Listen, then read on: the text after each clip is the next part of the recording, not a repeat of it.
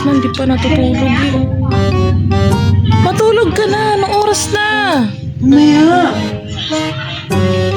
Uy, alas 11 na kaya, Pox. Matulog ka na. Hindi ako nakakatulog. Mamaya nga. Bakit pa di kasi matulog? Basa pa yung buhok ko eh.